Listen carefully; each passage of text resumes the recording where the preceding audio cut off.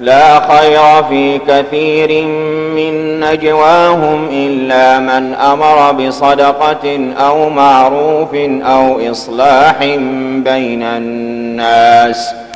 ومن يفعل ذلك ابتغاء مرضات الله فسوف نؤتيه أجرا عظيما. فارتقي في الخير وارقى أفقا إنها العلياء تبغي مسلما. أنت عنوان لأمجاد الأولى فاهجر الأوحال واصعد في السماء إن الحمد لله نحمده ونستعينه ونستغفره ونعوذ بالله من شرور أنفسنا وسيئات أعمالنا. من يهده الله فلا مضل له ومن يضلل فلا هادي له، وأشهد أن لا إله إلا الله وحده لا شريك له، وأشهد أن محمدا عبده ورسوله وصفيه من خلقه وحبيبه صلوات الله ربي وسلامه عليه وعلى آله وأصحابه أجمعين، وبعد. عباد الله، أوصيكم ونفسي بتقوى الله تعالى وطاعته فقد فاز المتقون، وأحذركم وأحذر نفسي عن مخالفة أمر الله وعصيانه فقد خاب المخلفون. وبعد، إن شاء الله تعالى محاضرة أما وعدها أما درسها إنه قلت دونا إن شاء الله تعالى، ودرس عوان كيس أما مقعيس ويهي أهمية القلب. qalbigu ahmiyada uu leeyahay waa ogtihiin walaalayaal. qalbigu waa xubin aad iyo aad u muhiim ah oo ka mid ah xubnaha bani aadmigu uu ka kooban yahay jirkiisu. sidaa awgeed marka sharcigu waxa uu siiyey ihtimaam aad iyo aad u dheer oo u badan, laanna waxa ay qabato hadday wanaagsanaato iyo waxa ay qabato haddii ay xumaato ayaa aad iyo aad u weyn. walidaalik baa waxaynu arki doonnaa in sha allahu tacaala allah subxaanahu wa tacaala siduu uga hadlay qalbiga iyo weyniintiisa iyo ilaalintiisa iyo daryeelkiisa iyo dayactiriddiisa, ama nebigeennu calayhi salaatu wasalaam siduu ummaddiisa ugu boorriyey inuu qof kastaaba ka warqabo qalbigiisa iyo waxa ku jira iyo waxyaabaha soo gala iyo sida loo nadiifiyo ama lagaba ilaaliyo marka hore waxyaabaha dhibaatada u keenaya qalbiga. mawduuca aynu ka hadli doonaa in sha allahu tacaala mawduucaasi weeyaan. isaga ayaanaynu bilaabaynaa biidni illaahi raxmaan. waxaynu ku bilaabaynaa walaalayaal qowluhu tacaala ina fii dalika ladikraa liman kana lahu qalbun aw alqa samca wahuwa shahiid. ilaahay subxaanahu wa tacaala fii suurati alqaaf ayaa markuu ka soo warramay arrimo aad iyo aad u waaweyn oo ka mid ah bani aadmiga iyo ilaahay subxaanahu wa tacaala abuurkiisa iyo takaaliifta uu saaray, bani aadmiga iyo ma'aalkiisa iyo meesha uu u noqon doono, geerida ama mawdka iyo siday u imanayso, masiirka iyo meesha u dambayn doonta ee bani aadmigu uu geli doono, ayaa ilaahay wuxuu yidhi subxaanahu wa tacaala ina fii dalik, arrimaha laydiin soo sheegay ee suuraddaa dhexdeeda lagaga soo warramay, arrimahaasi waano ayaa ku jirta. waano iyo wax lagu cibro qaato weeyaan, laakiin qof kastaa kuma cibro qaadanayo ee ilaahay subxaanahu wa tacaala wuxuu sheegay oo tilmaamo caddeeyey cidda wax ay u taraysa ee ku cibro qaadanaysa. markaasaa ilaahay wuxuu leeyay liman kaana lahu qalbun aw alqa samca wahuwa shahiid. waxay cibar iyo waano iyo wacdi u tahay qofkii qalbi leh baa ilaahay leeyay subxaanahu wa tacaala. waxaadna ogtihiin walaalayaal sida caadada ah qof aan qalbi lahayni ma jiro. qof abuuran oo nool oo adduunyada korkeeda jooga oo aan qalbi lahayni ma jira. qalbiguna waa wadnaha. qalbigu waa wadnaha.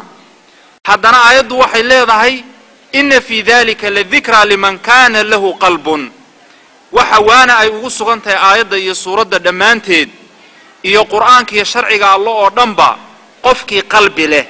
marka waxaa loo jeedaa qofkii qalbi hagaagsan leh. dadku qalbi way wada leeyihiin, laakiin kan loo jeeda aayaddu ishaaraysaa waxa weeyaan waa qalbigii fiicnaa. aw alqa samca, ama dhegaystay wacdiga iyo waanada iyo duruusta isaga oo jooga oo aan maqnayn bimacnaa isagoon qalbigiisu maqnayn oon wax kale ku mashquul ahayn qofka waanada iyo wacdiga dhegaysta qalbiguna uu u nabad qabo oo u caafimaad qabo qofka iyo waanada wax taraysa ba ilaahay leeyahay subxaanahu wa ta'ala min huna ilaahay waxaynu weydiisanaynaa subxaanahu wa ta'ala inuu ilaahay subxaanahu wa ta'ala quluubteena ka dhigo quluub caafimaad qabta bal ilaahay waxaynu weydiisanaynaa inuu inaga dhigo mimman yastamicuuna alqawla fayattabicuuna ahsana dadka intay waanada dhegaystaan weeleeye ee xifdiya kadibna ku camal fala sidoo kale waxaanu ilaahay subxaanahu wa ta'ala ka magan gelaynaa inaynu ka mid noqonno kuwa ilaahay uu quraanka ku leeyahay wa minhum man yastamicu ilayk hatta idha kharaju min indik قالوا للذين أوتوا العلم ماذا قال آنفا أولئك الذين طبع الله على قلوبهم واتبعوا أهواءهم إلهي وحليه دادك وحا كمد داد هالك فردية ووانا دا دقيساني يمرك دروس الآخرين أيو لكن مرك ماشا كبحاني وعدي وانا دي دروس أي دماتو أي قف أسبل فردية ماشا وسيأي وحوه دا دقيساني ينبوحو قورنا ماذا قال آنفا محا هرطو لها maxaa laga hadlayay maxaa ciwaanku ku saabsanaa muhaadaradu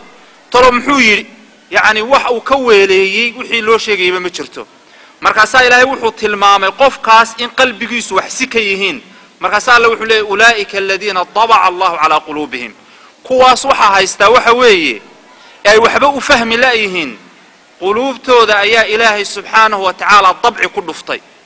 dabcigan waxa la yiraahdaa ma taqaaniin waraaqaha envelope-ka soo maydaan arkin ee biilasha aynu ku dirno marka aad biilka geliso gudaha warqadda waad xidhaa marka aad xidho eed afkii ka xabagayso khatmi baa la yiraahdaa marka aad qaadeed boostada geyso ee qofka boosmanka gacanta ka saartana shaabad halka taala intuu qaadaabuu ku dhuftaa mar dambana lama furayo ilaa meesha ay ku socotay ay gaadho ولذلك آيات معناه دو وحويا دتك قلوبتو ذا إلهي انتو حري أيو شابطنا قصي ضل دفتمرنا بمفرمة يسوي العياذ بالله إذا وحويا والله ليال وحصل وحي كتصينا يا مهمة قلبي يقول لي هاي نبينا عليه الصلاة والسلام حديث صحيح با وحا وكيري إن لله آنية من أهل الأرض وآنية ربكم قلوب عباده الصالحين وأحبها ألينها وأرقها وأنا حديث صحيح هوي حديث كان معنيه سوى هوي الله سبحانه وتعالى دلك وحا وكلي ويل بو إلهي سبحانه وتعالى دلك كلي هاي ويلك إلهي ودلك كلي هينا كألذهم ومد كدوان وإلهي وحا ويل قلوب عباده الصالحين ذاتك وناكسن قلوب تودو وآنية لله سبحانه وتعالى إلهي بويل تهايو إلهي نوحو كشبا قول كاسي ويل كاسي أو أقليا وحكستو أو نفعي إيا وحتر في الدنيا والآخرة له مركاسا إلهي سبحانه وتعالى ويل كيسا وكلا تعلي هاي ويل كا الله الله وكلا تعلي وحلو وسي تعلي هاي ألينها وأرقها قلبي بقلبي وكتل عسن يهي قلبي بقلبي وكن حريص بدن يهي قلبي بقلبي وكدب عسن يهي إلهي وكتعلي سبحانه وتعالى إذا ولا ليال وحادو قاتا قف كستو ما أنت هالكن فرديو قلبي كوكوتشري ما أنت هالكن لفرد إذا والله بمد إما آنية لله عز وجل أما إلهي بويل يهي وإما آنية للشيطان أما الشيطان بو يهي ويل وحكا لما نقون يا قلبي قاو مركا waxa loo baahan inaad isweydiiso horto qalbigaygu ma aaniyatu lillahi ba ma ilaahi buu weel u yahay oo ilaahi baa ku shuba oo geliya wax kasto nafci iyo waxtar leh mise qalbigaygu waa aaniyatu lishaytaano shaydaan buu salligiyo boos iyo guri u yahayo dawaad garanaysaan shaydaanna waxa uu gelinayo halkaasi fisqi ilhaad shaki iyo wax kasto ilaahi ka fogeynaya wal ciyaadu billah ayuu gelinaya بل وحى إلهي سبحانه وتعالى ولا ليهي ومن يؤمن بالله يهدي قلبه قفك الرمية الله سبحانه وتعالى رمين ربأه والصدق iyo yaqiini ay la socoto alla qalbigiisa ayuu hanuuniyaa oo uu toosiyaa oo xaqa iyo diinta ilaahay uu ku toosiyaa bal maxaa alla u odhan waayo walaalayaal qofka ilaahay rumeeya maxaa ilaahay u ishaari waayo xubin kale oo jidhkiisa ka mid uu ilaahay sidaa ka dhigaa maxaa alla u odhan waaye bal ilaahay waxa uu ikhtisaas ku sameeyey qalbiga oo wuxuu yidhi waman yu'min billaah yahdi qalbah qofka alla rumeeya rumayn dhab ah qalbigiisa ilaahay hagaajinaya oo uu toosinaya oo hanuun gelinaya sababtuna waxa weeyaan walaalayaal haddii qalbigu ku hagaago oo qalbigaagu tooso oo qalbigu ku nabad galo xubnahaaga inta kale oo dhanna way nabad gelayaan waana ka nabigu calayhi salaatu wasalaam yidhi alaa wa inna fi ljasadi mudqa idaa salaxat salaxa aljasadu kulluh وإذا فسدت فسد الجسد كله ألا وهي القلب شركة بني آدمك وحكمد شركة بني آدمك يحبنها بني آدمك وككوبية شركة وحكمد حبين هدي أي هجاكته أو فعناته أو توصناته أو عافمات كإلاشته حبنها انت كلا من أي هجاجيان حديث أي حماته حبنها انت كلا من أي حمانيان xubintaasina waa qalbiga baa nabigu leeyahay calayhi salaatu wasalaam walidaalika baa ilaahayna sida gaarka uu tilmaamay oo uu nagu ishaaraya qalbigu ahmiyada uu leeyahay waxaad ogtihiin walaalayaal qalbigu markaynu iimaanka ka hadlayno iimaanku xagee buu kaaga jiraa dad mu'miniina baynu nahay halkan maanta waxayna keenay waa iimaan aynu ilaahay rumaysanay azza wajal iimaankaas xagee buu kaaga jiraa horta weli ma ka fikirto ma isweydiisay mas'ala ogaan karaaba iimaanku qofka meesha uu kaga jiro ha ilaahay baa inooga warramay subxaanahu wa ta'ala meesha iimaanku uu ka degan yahay qofka mu'minka iimaankiisu meesha uu jirkiisa ka degan yahay ilaahay baa tilmaamay walakinna allaha habbaba ilaykum al-iimaan wa sayyanahu fi qulubikum ba ilaahay leeyahay subxaanahu wa ta'ala ilaahay baa subxaanahu wa ta'ala idin la jeclaaday inaad dad mu'miniin ah oo alla u hogaansana noqotaano iimaan buu ilaahay idin siiyey iimaankaana ilaahay wuxuu ku qurxiyo uu dhigay fi qulubikum qulubtiina gudaheeda ayaa iimaankaasi ku jiraa baa ilaahay leeyahay subxaanahu wa ta'ala waxaad ogaataa kolka qalbigu ahmiyadiisa inay ka mid tahay inuu yahay baytun lil iimaan mar hadduu baytun lil iimaan yahayna waa aaniyatun lillahi azza wajal oo inuu aaniyatun lillahi waxa ku tusinaysa ilaahay baa wuxuu gelinayaa qalbigaaga iimaan iyo taqwo iyo cilmi iyo warac iyo dhowrsooni mar haddii iimaan dhab aad la timi suuradda dhexdeeda sidoo kale ayaa ilaahay wuxuu ku leeyahay subxaanahu wa ta'ala qalat al-a'raabu aamanna qul lam tu'minu walakin qulu aslamna walamma yadkhulu al-iimaan fi qulubikum iimaanki wali qalbigiina ma gelin baa ilaahay leeyahay subxaanahu wa ta'ala idan qalbigu waa guriga ama waa booska ama waa meesha iimaanku uu ku jiro ee qof iyo mu'minka ahi iimaankaaga saldhiga u weeyaan mar hadduu sidaa yahay waxaad u baahan tahay inaad qalbigii ka warhayso oo qalbigii ilaaliso oo dayactirto oo wixii dhibaato ah soo gaadhay sida ugu dhaqsaha badan leed wax uga qabato nabigeenuna calayhi salaatu wasalaam xadiidka saxiixa wada taqaanaa wuxuu ku yidhi إن الله لا ينظر إلى صوركم وأموالكم ولكن ينظر إلى قلوبكم وأعمالكم وحديث صحيح وي نبينا وحلي عليه الصلاة والسلام إلهي ما فيرين أيوه أو إذن كو قيمين ما أيوه إلهي أكتيس وحبك معها سيدا أدو أكتهين إنو قفكو قروح بدن يهي إنو قفكو فولح يهي إنو قفكو داري أما قابن يهي إنو مدو يهي إنو عس يهي إنه بوريه إنه عاتيه تاسوح معنا لا إله سبحانه وتعالى أكتس كمالها لكن إلهي وحاو إذن كو قيمين يا وامحي سيدو كلامالك إنه فقير تهي إيه إنه غني تهي إنه وحوغاك وقفلن هايستو إنه وحبابا هايسنين إذن إلهي ما قيمين عز وجل وحسي إلهي قيمين يا إفيرين يا قفها وحوية وقلبي غاغا يوحا كتيرا عمله كسو بحيا لأنه عملك ولا ليلا سمين أيوه وحا وكترجمة يا وحا قلبك كتيرا haddaad aragto qofku inuu wax xunun faraha kula jiro oo waxa ka soo fulaya ay yihiin wax aanad ilaahay raali gelinayn waxaad ogaataa qofka waxa qalbigiisa ku jira ayaa xun waxa qalbigiisa ku jira ayaa xun ilaahayna waxa uu eegaya waa qalbigaaga iyo camalkaaga marka qofku waa inuu in badan eego waxa qalbigiisa ku jira iyo camalka ka imanaya waxa qalbiga ku jira ka turjumaya oo samaynayo waa inuu in badan ka warqabo nabigu calayhi salaatu wasalaam walaalayaal xadiis baa wuxuu inoogu sheegay saddex waxyaalood oo wax bani aadmi kayd u dhigto waxaad kayd u dhigato maanta ood meel dhigatood ku ogaato saddex waxbaa ugu khayr badan baa nabigu yidhi calayhi salaatu wasalaam isagoo arrintaa ka hadlayana nebigu waxa uu yidhi xadiiثuu warinaya thawbaan iyo cali iyo abi umaama qalbun shaakir wa lisaanun daakir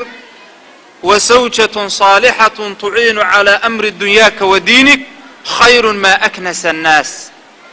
nebigeennu wuxuu leeyahy calayhi الsalaatu wasalaam qalbi mahadnaq badan qalbi ilaahay u shukri naq badan oo nimcooyinka ilaahay subxaanahu wa tacaala siiyey aan mooganayne ilaahay u mahad celiya iyo carab dikri badan oo ilaahay xuskiisa uu ku badan yahay iyo haweenay fiican oo saalixad ah oo odaygeeda ugu kaalmaysa adduunyadiisa iyo aakhiradiisaba saddexdaasi waxa bani aadmi ay meel dhigtaan oo ay ku xisaabtamaan waa waxa ugu fiican baa nebigu leeyahy calayhi salaatu wasalaam saddexda laakiin iyamaa la horraysiiyey qalbun shaakir qalbi fiican oo mahadnaq badan oo shukri badan oo ilaahay subxaanahu wa tacaala xasuustiisu ay ku badan tahay iyo carab dikri iyo alla xus badan iyo haweenay fiican oo ninkeeda u kaalmaysa oo isgarab taagta oo gacan qabata oo ku gacan qabato isku garab taagta adduunyadiisa iyo aakhiradiisaba ma aha ikhwati caqiida haweenay ka khasaarisoo ka baabiisa ama ninka odaygaba dagaal kula jirta siday uga baabiin lahayd adduuniya aakhiraba yacni islaantu cafa allahu canna wa iyaakum hadday noqoto mid ka fikirayso oo maanta o dhan ku mashquulsan inay takhdiidiso ama ay samayso uun sidii dhaqaalahana odayga waa iga baabiin lahayd aakhiradiisana ay u baabiin lahaydoo guri riba ay noo qaad sabareed aynu kala qaadanno been aynu sheegno taasi waxa weeyaan wax la haysta waxa ugu khayr badan ma aha balta wax la haysta ugu khayr badani waxa weeyaan ta kuugu kaalmaynaysa ee kule ilaahay ka baq waxaase adduunyadaadana waa u xun yihiin aakhiradaadana waa u xun yihiin kan ha samaynin adduunyadaaday baabiinayaan kanna ha samaynin aakhiradaada ayay kaa xumaynayaane idan qalbiga ayaa kow kaa walaalayaal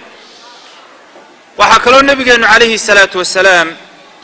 xadiis inuugu sheegay walaalayaal xadiis abi hurayra radi allahu tacaala canhu yadkhulu ljannata aqwaamun af'idatuhum midla afidati اdayr jannada waxaa geli doona baa nebigu leeyahy calayhi salaatu wasalaam dad quluubta shimbirahoo kale leh bal arrinkan ka fikir nebigu calayhi salaatu wasalaam wuxuu leeyahy jannada waxaa geli doona dad quluubtoodu quluubta shimbirahoo kale ay tahay bimacnaa dad quluub wanaagsan leh ayaa jannada waxay ku geli doonaan mujarad quluubtoodaa wanaagsan darteed bay jannada ku geli doonaan waxaa la isweydiiyaa shimbiraha quluubtoodu waa sidee shimbiraha quluubtoodu waa sidee waxaa la yidhaahdaa waxa ku badan quluubta shimbiraha tala saarashada alle ayaa ku badan oo nebigeennu calayhi salaatu wasalaam waa kii xadiid kale ku yidhi low annakum tatawakkaluuna cala allahi xaqa tawakulih larazaqakum kamaa yarsuqu اطayr taqduu khimaasan wa taruuxu bitaanan haddaa ilaahay u tala saaran lahaydeen xaqa uu mudan yahay ilaahay inaad tala saarataan risiqa iyo adduunka wuxuu idiin siin lahaa wixii aad ku noolaan lahaydeen siduu shimbirahaba u siiyo markaasaa nebigu wuxuu leeyay calayhi salaatu wasalaam shimbirta meel waxba uma yaallaan kayd ma dhigato seefina ma laha laakiin waxaa qalbigeeda ku weyn tawakul cala allahi caza wajal tala saarashada alleh ayaa ku badan iyadoo gaajoonaysa bay subaxii duuli dhulkaasay iska soo qadhaabanoo waxbay soo cuni waxay soo noqon galabtii ay soo carraabaya buulkeeda soo geli ayadoo dharagtay laakiin meel waxaa ka dambeeyana aan waxba ku ogeyn. idan dad baa jannada geli doona quluubtoodu ay ku badan tahay tawakkulku oo quluubtaa shimbirahoo kale leh. ilaahay waxaan ka rajaynaynaa markaa quluubteennu quluubtaasi jannada lagu gelayo ee naarta lagaga badbaadayo inay noqoto. waxaadna ogaataan walaalayaal nebigeennu calayhi salaatu wasalaam waxa uu ilaahay weydiisan jiray 4 waxyaabood sida in badan axaadiis badan ay ku soo aroortay. markaasaa nebigu wuxuu odhan jiray xadiis abi hurayre iyo ibnu cumar ay warinayaan saxiix ah: allaahuma innii acuudu bika min qalbin laa yakhshac wa ducaa'in laa yusmac wa nafsin laa tashbac wa cilmin laa yanfac acuudu bika min hadihi alarbaca acuudu bika min hadihi alarbaca. ilaahayow waxaan kaa magan gelayaa oon ku weydiisanayaa inaad iga ilaaliso qalbi aan khushuuc lahayn, qalbi markuu cibaadada alla ka cabsi rabbi u dhex galo aan khushuucayno haba yaraatee wax khushuuca aanay ku jirin, iyo duco maantoo dhan haddaad wadda aan ilaahay ajiibaynin subxaanahu wa tacaala, iyo naf haddii wax walba la siiyo aan marnaba ka kaaftoomayn oon ka dhargaynin maalkiiyo adduunyada, iyo cilmi aan waxba qofka u taraynin. ilaahu afartaasaan kaa magan gelayaa buu nebigu ku ducaysan jiray calayhi salaatu wasalaam. maxaa ugu horeeya? qalbi xun oo bilaa khushuuca. maanta walaalayaal ilaah baan idinku dhaarshay hadhow markaad casarka tukanayso ee intaad ilaahay is hortaagta allahu akbaraad tidhaahdo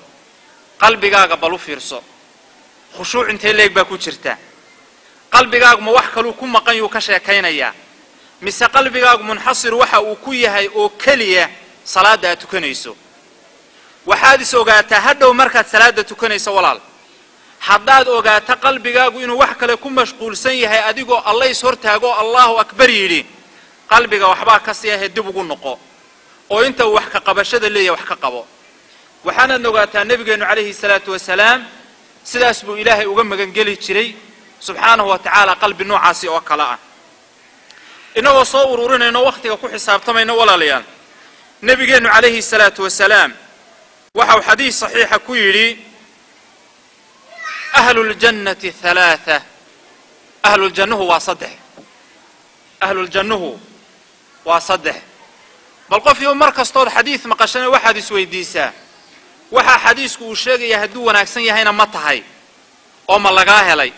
hadduu shay xun yahayna ma ka fogaatayo ma iska ilaalisay. nebigeennu markaa wuxuu leeyahay xadiidka kan oo saxiix ah: ahluljannuhu waa 3. ذو سلطان مقصد موفق، ذو سلطان مقصد موفق، ورجل رحيم رقيق القلب لكل ذي قربى ومسلم، وعفيف متعفف ذو عيال. معناها حديثكنا waxa weeyaan 3 waa ahlul janna. كو nin madax ah oo caadil ah oo muwafaq likulli khayr ah. marka la leeyahay nin madaxa dadku waxay suuraystaan madaxweyne maya, ha sawaan kaana ra'iisan, mid madaxweynaha ha noqdo, mid wasiiraha ha noqdo, mid agaasimaha ha noqdo, bal iska daaye wadaadka masaajidka mas-uulka ka ha noqdo, odayga reerka madaxweynaha ha noqdo, hooyada wasaaradda daakhiliga ka shaqaynaysa ee reerka wasaaraddiisa daakhiliga ka shaqaynaysa ha noqotee, waa duu suldaanin muqsidin muwafaq, waa nin madaxaho caadil ah. qof madax ah rag iyo dumar midku doonay ha noqdee madax oo shay madax ka ah oo caadil ah oo xaqsoorka yaqaana oo muwafaq likulli khayr oo wax kastuu u dhaqaaqo ilaahay waafajinayo subxaanahu wa tacaala. qofku inuu muwafaq noqdana waa inuu yeesho bitaana saalixa. haddii ninka madaxweynahii uu doonayo inuu noqdo caadil mid ah oo muqsid ah, wasiiradiisu waa inay ku caadiliin oo wanaagsan noqdaan. ka wasiirkaahi hadduu doonayo inuu caadil noqdo, agaasimihiisa iyo kalkaaliyihiisu mid fiican oo khayrka u kaalmaynayo waa inuu noqdo. odaygu hadduu doonayo inuu caadil noqdo, waxaa loo baahan yahay walaalayaal inuu marka hore ka fikiro islaam wanaagsan oo ugu kaalmaynaysa cadliga إنه فليو موفق لكل خير. قفك الله بعدنا وحوي رجل وان رحيم رقيق القلب نحريس بدن وقلب تلعسن لكل ذي قربى ومسلم لكن يو قلب تلعسن يهو نحريس بدن يمرهر كيسو كليا ما انت ويقانو كليا ما انت يسكرهر كي يسكو فاملي يهينو كليا مايا لكل ذي قربى ومسلم وحاو نحريس بدن يهو نحريستا oo uu qalbi jilicsan yahay mid kasta oo ay qaraabo yihiin iyo qof kasta oo muslima qof kasta ay qaraabo yihiin oo nasab uu ka dhaxeeyo iyo wada dhalasho iyo qof kasta oo muslimahu aqeedo iyo walaaltinimo islaam ay ka dhaxayso ayuu raxiimna u yahay raqiiqna u yahay raqiiqul qalbi. qofka saddexaadna waxa weeyaan qof saaxibul ciyaal ah qof caruur iyo maxas haysta wax badan oo ku filan aanu haynin laakiin dhowrsoon oo aan dadka baryin dadka waxa jira kuwa wax fara badan haysta had iyo jeerna dadka wax weydiista oo aan mar qura dhargin oo waxaan ay haystaan xitaa aan arkin ama aanu qanaacan qalbigooda ku jirin oo qalbigooda xuno haddii maalka adduunyada yaallo oo dhan la siiyo wuxuun boo odhan lahaa talo meel kale maal ma jira oo aan adduunyada ahayn aad ka doonatide sida awgeed qofka kale ahlu jannaha saddexaad waxa weeyaan qof caruur iyo ciyaal iyo dad maxasa oo uu korinayo jilicsan leh wax ku filan aanu haynin laakiin dadka aan waxba weydiisanay waxoodaasi ku filaysiya oo waxoodaasi u habeeyo u maamula oo dhowrsoon oo mas'alada iyo wax weydiisiga ka dhowrsoon.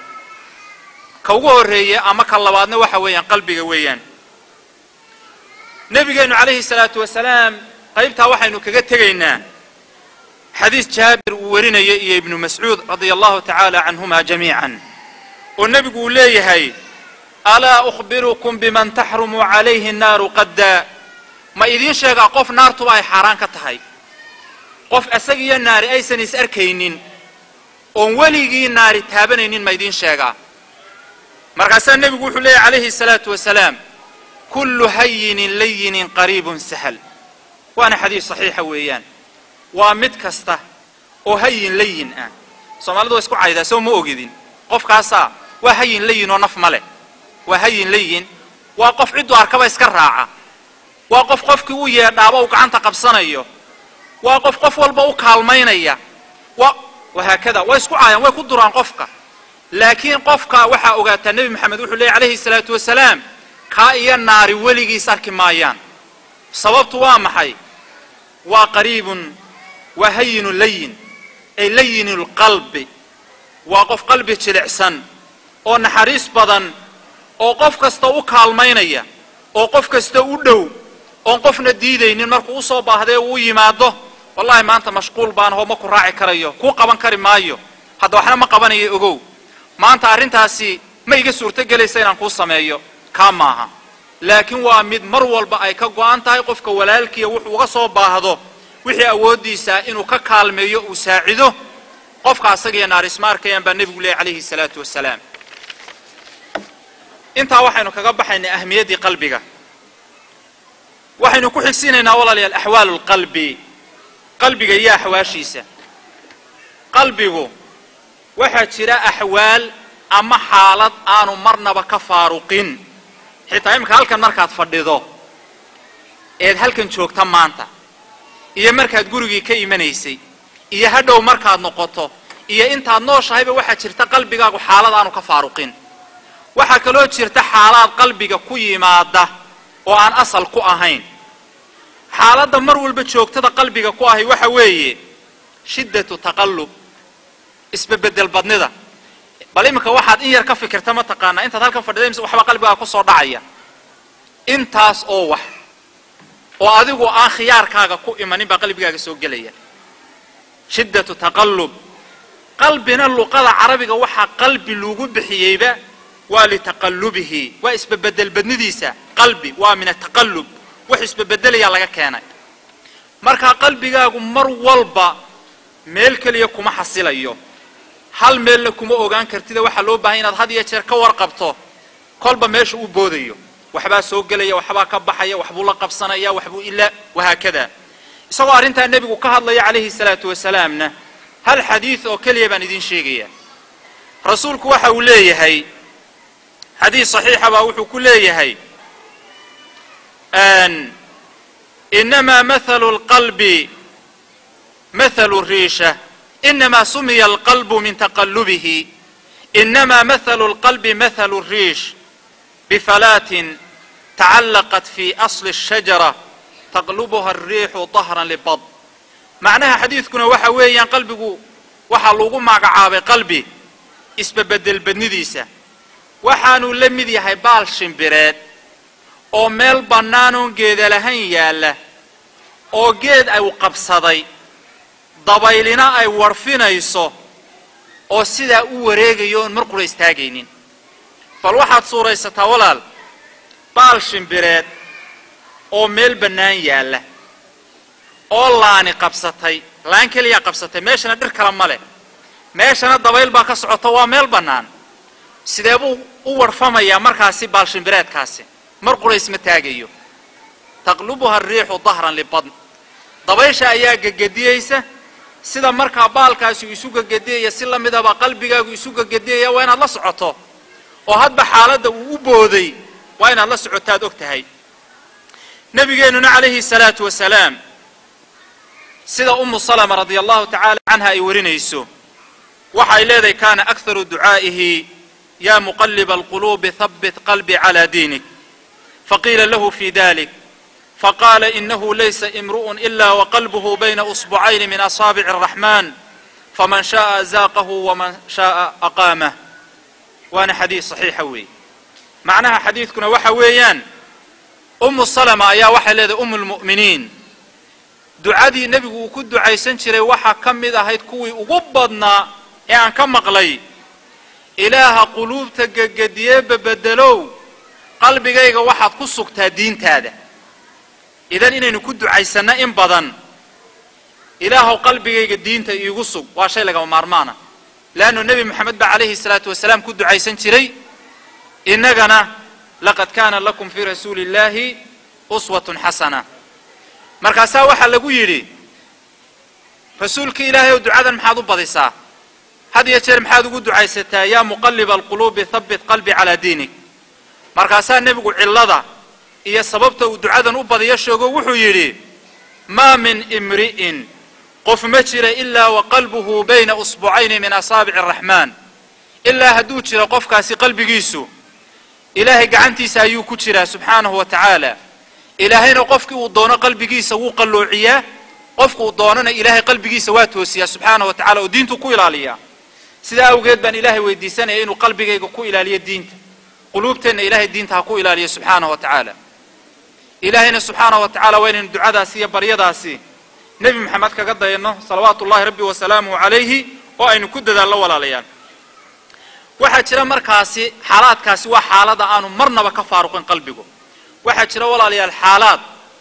كوي ما قلبك وأن شوكتكو هين حالات كواحد كم ذا حداد ربط قرطة واحد كم ذا مرض waxa kamida qaswa bimaana xanuun qallayl waxa kamida indhalaan waxa kamida qalbigaaga inuu quful ku xidhmo quful ka guriyaha lagu xidho kala soo meed arkin bal waxa laga yaabaa qofka bani aadmiga qalbigiisa inaan quful kaliya ku xidhmin ee aqfaali ay ku xidhanto sidaynu sheegi doono qalbiga waxa ku dhaca madow qalbiga waxa ku dhaca qallooc baa ku dhaca halku qalbi toosan ka aha waxa laga yaabaa inuu qalloocdo qalbiga waxa ku dhici kara xaalad ah intikaas oo ah inuu foroorsamo oo qalbigaagu noqdo qalbi forooran xaqba galaynin weligii bal xaaladka ayagaana mid walba wax yar aynu ka soo qaadano ilaahay subxaanahu wa tacaala haddaad quraanka akhridaan walaalayaal laga soo bilaabo aayadda fi suurati al-baqara ku jirta ee ilaahay subxaanahu wa tacaala uu leeyahay fi quluubihim marad fasaadahum allahu marada walahum cadaabun aliimun bima kaanuu yakdibuun إيا آيات إلهي سبحانه وتعالى أوليه وليقول الذين في قلوبهم مرض والكافرون ماذا أراد الله بهذا مثلا انت كدحله ومن سورة البقرة إلى سورة محان قول هذا مدثر انت كدحله إلهي سبحانه وتعالى بقلال آيات باوحو كغور رميا قلبك يا حواشا سكوت ما دي أن لازم كوهين أن شوك تدا كوهين إلهي وحو ليه في قلوبهم مرض إساقو قال إلهي كهد لي وحو ليه كوا قلبك كجرين إذا وحضرتك كم إذا قف قلبك وجرين معنويا حسيا ماها لكن معنوي أهم بقفك قلبك وجرين بل إلهي وحو ليه سبحانه وتعالى هوينك مسلمات كأه إساقو الله هدليا فلا تخضعن بالقول فيطمع الذي في قلبه مرض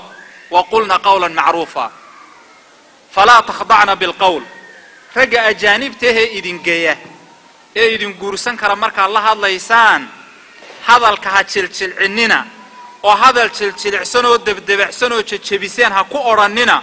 سبب تارين كالو ديدنا وامحي فيطمع الذي في قلبه مرض waxa hunguri idinka gali doona oo idin hungurayn doona kuwa qulubtoodu ay jirantahay ba Ilaahay leeyahay subhanahu wa ta'ala ee waqulna qawlan ma'ruufa ragaasi gaanka idin marka la hadlaysaan si wana hadal caadi ah oo aydan jajabinin oo aydan macaaneynin bas kula hadla خلاص haduu wax ku weydiiyo uga jawaab hadaad wax weydiinayso jawaabta ugu haboon weydii laakiin jawaab meel loo soo marmarayo ma garanaysaa magacyo qurux badan iyo ma garanaysaa sifooyin la isugu yeedhay maya sababtuna waxa weeyaan kuwa qalbiga ka jiran baa idin hunguraynaya weey idan waxa jira qalbi buka kuwa qulubtu ay jirantahay Ilaahay qulubta u daaweeyo waxa ka jira walaalayaal ama qulubta ku iman karta xaalad inuu qalbigu engego waa Soomaalidu isku caayda waxa yiraahdaa qofkaasa qalbi engeg buu qabaa bay yiraahdaan qofkaasi qalbi engeg ayuu qabaa marka saarinta asagoo Ilaahay ka hadlayo waxa uu leeyahay thumma qasat qulubukum min ba'di dhalika fahiya kal hijara aw ashad qaswa isagoo reer bani Israa'iil Ilaahay la hadlayo baa wuxuu leeyahay mucjizaadkii anbiyadu ay idin la yimaadeen kadib baa qulubtiina engegtayo dhagaxa oo kale noqotay bal qulubtiinu siday u engegtay dhagaxba waa ka darantay baa Ilaahay leeyahay subhanahu wa ta'ala idan waxa jira qalbi qof bani aadmiga ku jiro qalalay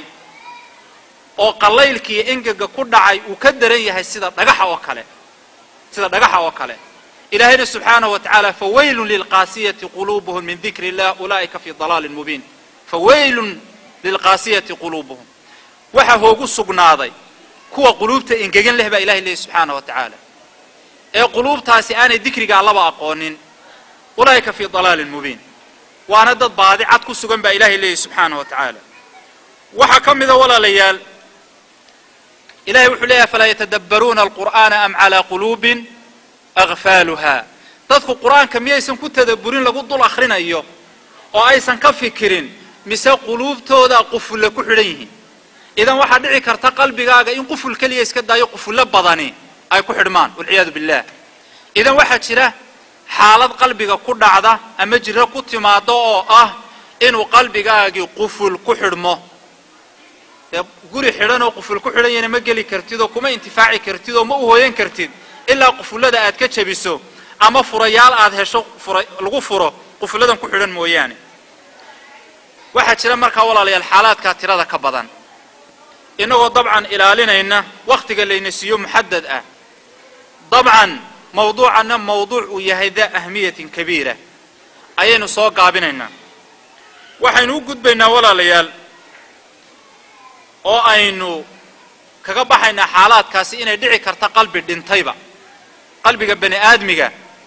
waxa dhici karta inuu ka mid noqdo ama xaalad baa ku iman karta uu noqonayo qalbi dhintay oo mayit ah nabigeenuna alayhi salatu wasalaam hadith sahih ah ayaa aakhirkiisa wuxuu ku yiri wala tukthiru ad-dhahika fa inna kathrata ad-dhahiki tumitu al-qalb qosolka ha badinin dadka caado waxa dad badan caado ah markastoo kelimad maqlaan ama ay kelimad oranayaan qosol baa la socda waxa la yiri ama ha noqdo wax lagu qosli kara ama yeesan noqonin kaanama sheekadiisa uu ku qurxinayo qosol iyo inuu ma garanaysaa qosolba ka soo horeysiyo wuxuu ku sheegayo nabiguna wuxuu leeyahay alayhi salatu wasalaam qosolka ha badinin qof iyo mu'minka ah qosolka la badiyo waxa ka dhalata qalbigaagu inuu dhinto oo qalbigaagu uu noqdo mid mayit ah adigoo sida kala xay u hebel lagu ilaahdo halkan jooga oo shaqo tagayaba waxa laga yaabaa qalbigaagu inuu noqdo qalbi dhintay wal ciyaadu billah waxaa laga yaabaa qalbigaagu inuu fooroorsamo walciyaadu billaah markay macaasidu ka tiro badato waxyaabaha sababaha haddaad la timaado waxaa laga yaabaa qalbi foorora oo ma garanaysaa intikaas uu ku dhacay inuu qalbigaagu noqdo walciyaadu billaah laakiin intaasi ayaa inagaga filan inaynu xaalaadkaasi laasimka qalbiga ku ah iyo kuwa ku yimaadee daari ah aynu kusoo koobno waxaynu ku xigsinaynaa walaalayaal laba waxyaabood oo aad u muhiim ah oo ay tahay inuu qof waliba dhegaha u furo oo uu maanta halkan kala tago waxa weeyaan asbaabu fasaadi alquluub wa islaaxiha maxaa sababa inuu qalbigaagu xumaado oo ama qalbigaagu inuu indhabeelo yacni waxaa ogtihiin walaalayaal waxaa kale jira basar iyo basiira kale jira basarku waxa weeyaan indhahan sare waxa lagu arko basar baa la yidhaahdaa basiiraduna waxa weeyaan qalbigaagu indhuu leeyahy ilaahina subxaanahu watacaala qur-aanka waa idinka arkayo afalam yasiruu fi lardi fatakuna lahum quluubun yacqiluuna biha aw aadaanu yasmacuuna biha fainaha laa tacma alabsaar walakin tacma alquluubu alatii fi suduur soo ma jeedid ilahay wuxuu leeyahy subxaanahu watacaala indhala-aanta qalbiga ku dhacda iyo indhala-aanta basarka ku dhacda indhala-aanta basiirada ku dhacda iyo indhala-aanta basarka ku dhacda marka la dhinac dhigo waxaa xun kuwa basiirada ku dhaca haddii qalbigaagu uu indhabeelo walciyaadu billaah markaa bal waxyaabaha dhibaatooyinka qalbiga u keena baynu halkan ka gelaynaa waxa weeyaan guud ahaan qalbiga waxaa dhibaatada u keena laba waxyaalood labada waxyaalood ay u keenaana waxa weeyaan macaasidana sabab waxa u ah shahawaadka hadda siday isugu xidhan yihiin eeg macaasidu waa asababu alawal lifasaadi alquluub ayuha alaxbaabi fi llah macsida oo qofku uu galo oo iska ilaalin kari waayaa waxaa ka dhalanaysa inuu qalbigiisa xumaado macsidana qofka waxaa gelinayaa waxa weeyaan shahawaatu nafsi oo uu raaco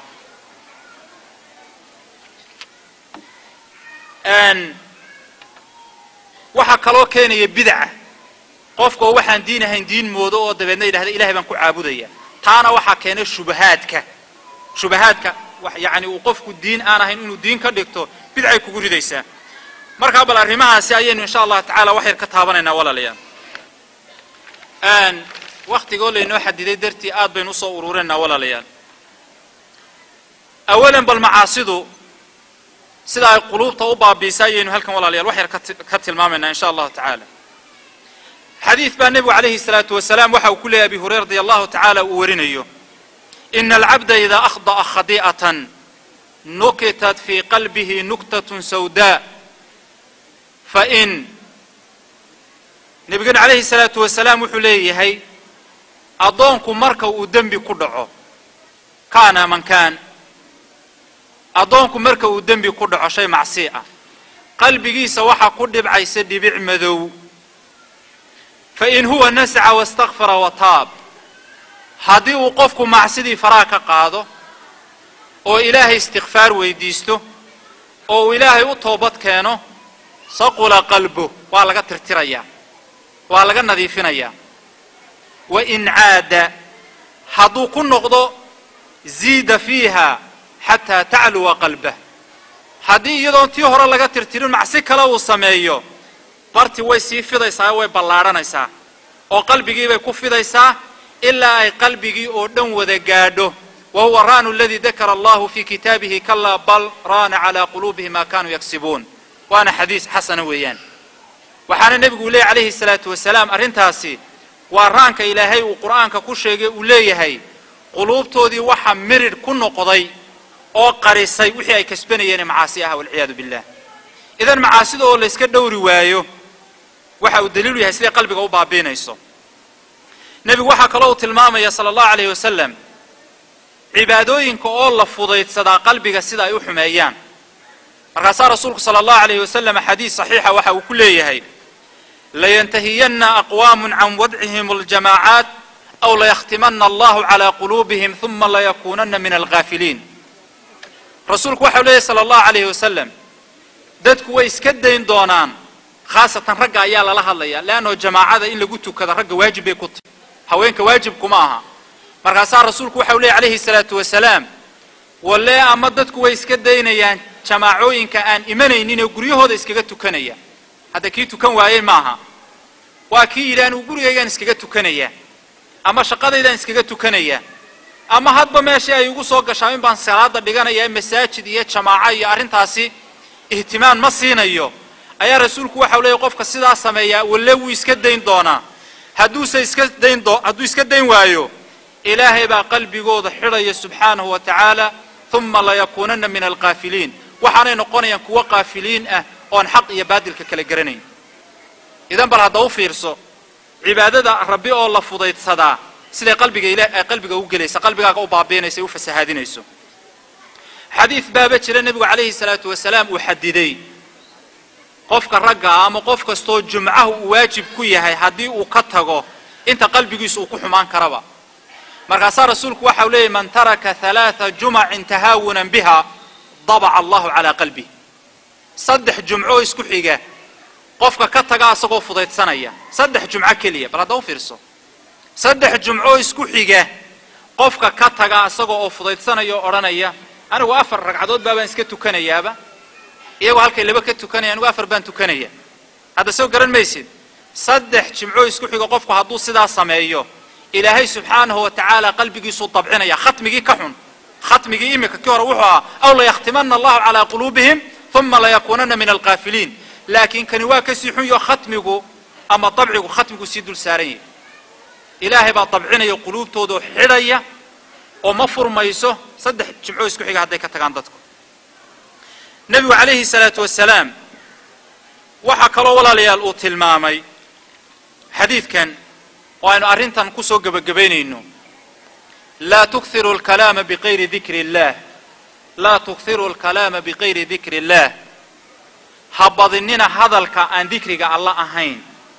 فإن كثرة الكلام بغير ذكر الله قسوة للقلب وإن أبعد الناس من الله عز وجل وحرسولك لي عليه الصلاة والسلام هذا الكهبضنن oo maanta oo dhan hadal maala yacniya oo aan faa'iido lahayn ha dhurin maxaa yeelay hadalka badan ee dhikriga alla ahayni qalbiga ayuu xumeeyaa ugu engejiyaa dadka ilaahay ugu fog naxariistiisana waxa weeyaan dadka ugu qalbi engega badan qofku ka qalbi xun yahay uu ka qalbi engegsan yahay ka qalbi qalalan yahay ayuu ilaahay naxariistiisana uga fogay wal ciyaadu billah maxaana keena waxa keena maanta oo dhan qofku iska daldalmo man kana yu'minu billahi wal yawmil aakhir falyaqul khayran أو ليصمت وأنا هذا موح خير أكو هذا الشو أما هذا كأ مستو لكن ما أنت ودن هذا الشو هذا الكاسي ترى ضبضن يترورك بلا فائدة ده وحكو كيني إنه قلبه قاح ماذا وحين ولا ليال أن كقبح إن أنت هسنا بالأسباب تكنت إنه قلبه قفك حماده وحين وقدم بيسيننا إن شاء الله تعالى 8 دقيقة هذا ودادي نو سامحان دواء قلبك iyo waxa hagaajiya oo arinta ugu muhiimsan dawada qalbiga horta waxa weyn cibaadada Ilaahay subhanahu wa ta'ala ya ayuha alladhina amanu taqullaha wa aminu bi rasulihi yu'tikum kiflayn min rahmatihi wa yaj'al lakum nuran tamshuna bihi wa yaghfir lakum wallahu ghafurur rahim soo ma jeedid Ilaahay wuxuu leeyahay kuwa Alle rasuulkiisa rumeeyo Ilaahay ka baqa oo rasuulka Ilaahayna rumeeya ajriga Ilaahay uu idin laban laabaya subhanahu wa ta'ala وحانوا إذن سينا يا نورا تمشون به أي نورا يجعله الله سبحانه وتعالى في قلوبكم إلهي وحو إذن سينا يا نور وقلوبتي نقليو تمشون به أكو سعطان إذن عبادة الله وقف ودداله ودخصده ودقدقه وحا أي كينيسا إنو قلبي غاغو هقاغو وقلبي محسن وفيعا ونظيف oo hagaagsan oo taqwa alla ku camiranta inuu noqdo walaalayaal ka guud ahaan waxa kamida walaalayaal waxyaabaha qalbiga wanaajiya qiraa'atul qur'aan ya ayuha an-nasu qad ja'akum maw'idatu min rabbikum wa shifaa'un lima fi sudur soo jeedid ilaahay wuxuu leeyahay subhanahu wa ta'ala dadow alla xaqiisa waxa idin ka yimi wacdi iyo waano ayaa xagga rabbi idin ka yimi iyo wa shifaa'un lima fi sudur iyo wax dawo u ah waxa laabihiina ku jira waxa laabteena ku jiraana waa maxay waa qalbiga weey idan qiraa'atu alqur'aan waxa weeyaan dawaa'u alquluub waxay ka mid tahay qofka oo qiraa'atu alqur'aan badiya oo mar walba quraanka akhriya qalbigiisa ayaa hagaagaya الله نزل أحسن الحديث كتابا متشابها مثانية تقشعر منه جلود الذين يخشون ربهم ثم تلين جلودهم وقلوبهم إلى ذكر الله با إلهي سبحانه وتعالى آيات قرآن كله إذا مركز توقفك قرآن كأخريه أو عادة كدك توقفك إنه قرآن كأخريه ولا ليال قلبي قاقنا واتشلعيا وقلبي محسن أو صافئة أو وناكسن أو نحريسي كبوحدو أو تشلعسن أيو نقنا يا قلبي قاقنا ليال waxaa ka mid ah walaalayaal waxyaabaha qalbiga wanaajiya nabigeenu calayhi salaatu wasalaam saxaabi loo oran jiray abi darda ayuu su'aal ku yiri wuxuu ku yiri abi darda atuhibbu an yalina qalbuk wa tudrik haajatak wa arin aad cajiib ah walaalayaal saxaabiga abi darda la yiraahdo ayaa rasuulku waxa uu ku yiri salawaatullaahi rabbi wa salaamu calayhi abu dardaayo ما دونيسا إنه قلبي قاقو تشلعه مراد كاقنا هشيد وسؤال عجيب صوماها قف كستو ما أنت هالكم في الدوح وتشعلي إنه قلبي قيسو تشلعه قف واللي بين مراد بولي إنه مراد كيسه هلا صوماها ها إلهي سبحانه وتعالى قلوبها إنه تشلعيه قف كستنا مراد كيسه وناكسنا ولي إلهي يصي سبحانه وتعالى حتى بالنبي غفر عليه الصلاة والسلام وحيرين ارحم اليتيم وامسح رأسه وأطعمه من طعامك يلين قلبك وتدرك حاجتك وانا حديث صحيح ويان ارحم اليتيم اغونتا ونا حريصو قفك اغونكا ويلكا اغونكا ما غبدا اغونتا ونا حريصو وامسح راسه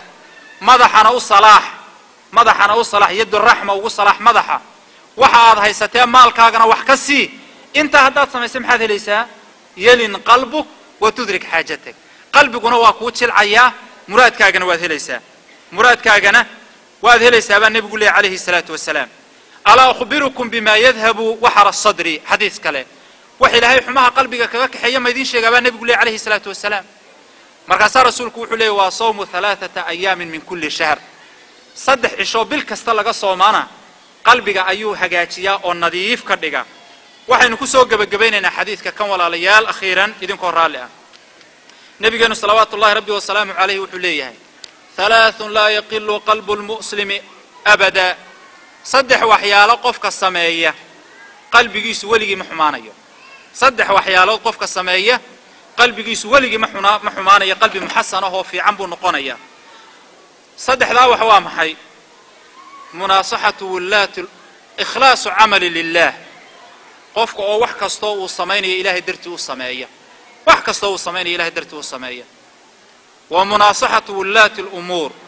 إيه ضدك مدحضة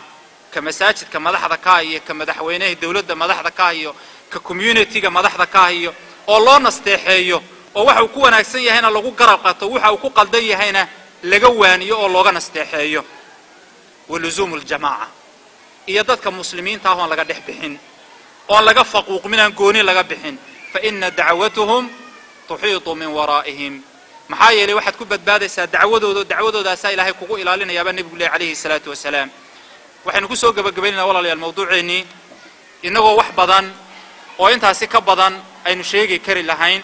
waqtiga oo dhamaaday dartii intaas aynu ku soo gabagabaynaynaa hada wabillahi tawfiiq فنسأل الله سبحانه وتعالى أن يجعلنا جميعا ممن يستمعون القول فيتبعون أحسنه هذا وبالله